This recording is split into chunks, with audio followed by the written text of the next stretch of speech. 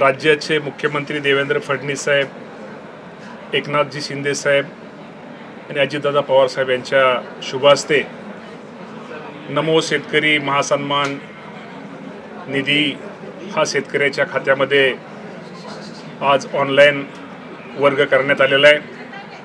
राज्यामधील एकूण या 91,65,156 शेतकरी कुटुंबाच्या खात्यावरती 1,892 कोटी 61 लाख रुपये निधी वितरित करण्यात आलेला आहे।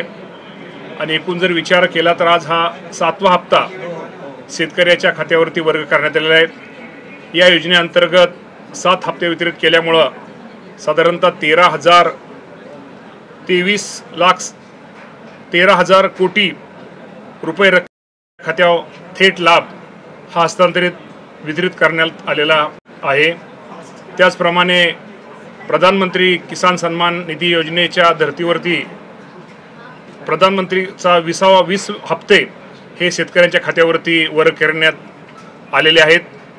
त्यामुळं निश्चित प्रकारे त्यामध्ये शेतकऱ्यांना एकूण प्रधानमंत्री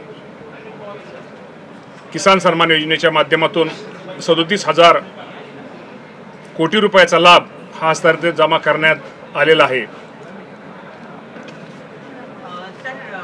अजितदादा पवारांचा फोनचा जो व्हिडिओ आहे त्या व्हिडिओ नंतर आता तिथे गेलेल्या महसूल अधिकाऱ्याला सुद्धा गाव पातळीवरच्या जे राष्ट्रवादीचे नेते आहेत त्यांनी मारहाण केल्याचा व्हिडिओ पुढे आलेला आहे आणि एकूणच या प्रकरणामध्ये आता कारवाईची सुद्धा मागणी।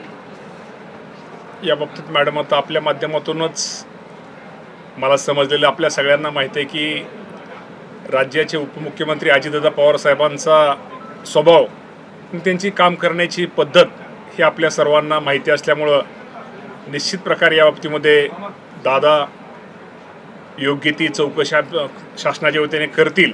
परंतु असं अजूनही आम्हाला ते आता आपल्या माध्यमातूनच समजतंय, पण त्या बाबतीमध्ये माहिती आणि त्या बाबतीमध्ये योग्य बोललेलं बरं राहील।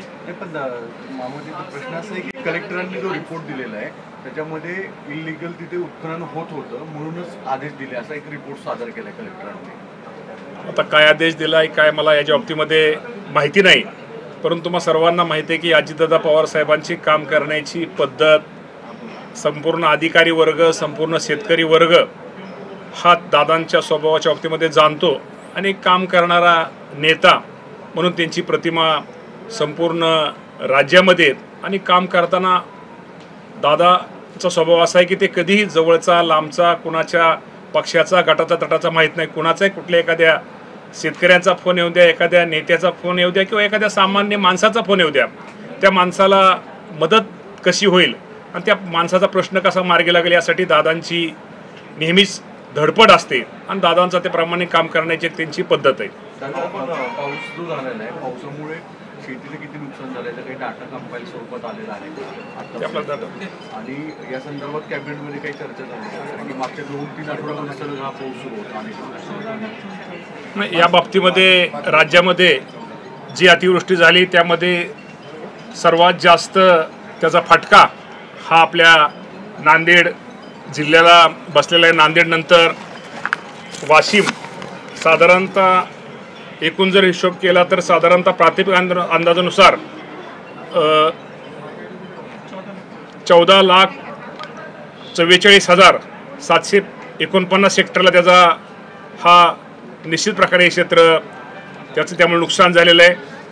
राज्य सरकारच्या वतीनं आमच्या सगळ्याच महसूलची यंत्रणा असेल कृषीची यंत्रणा असेल या यंत्रणेला ज्या ज्या शेतकऱ्यांचं नुकसान झालेलं आहे त्या सर्वांचे पंचनामे काम सुरू आहे आणि बऱ्यापैकी आता पंचनाम्याचं काम पूर्ण झालेलंच आहे आणि निश्चित प्रकारे या संकटाच्या काळी अडचणीच्या काळात एक शासन म्हणून राज्य शासन या सर्व शेतकऱ्यांच्या पाठीमागे त्या शेतकऱ्यांना निश्चित प्रकारे शासनाच्या वतीने मदत केली जाईल। प्रश्न असा आहे की शिवभोजन थाळीचे जवळपास 200 कोटी रुपये जे आहेत ते अडकलेले आहेत त्यामुळे ते कंत्राटदार सुद्धा आता कुठेतरी अडचणीला पाहायला मिळेल। कुठलं मला समजलं या बाबतीमध्ये मी म्हणजे खरंच मी माहिती घेतलेली नाही, माहिती घेतल्याशिवाय बोलू नये आणि त्यामुळं निश्चित प्रकारे मी नंतर घेईल। चला चला चला